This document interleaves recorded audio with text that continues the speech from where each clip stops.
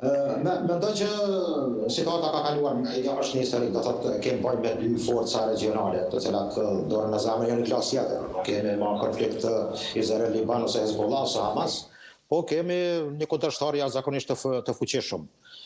Mund të them drejtën, gjendemi para një situate dhe një lufte që mund të ketë pasoja të rënda, jo vetëm për regionin, po edhe më gjatë. Ka se situata mund të them ka dalë.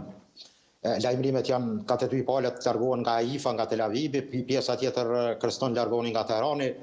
Do thotë kemë një luftë e cila mendoj që po hyn në fazën më të rrezikshme.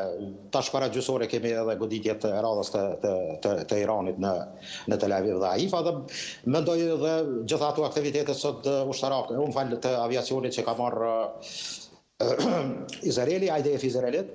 Dhe kemi kyçjen e shëbave, të cilet në Diego Garcia, në ujdhesën mund të them, Oqeanin Indian, afër detit arabik.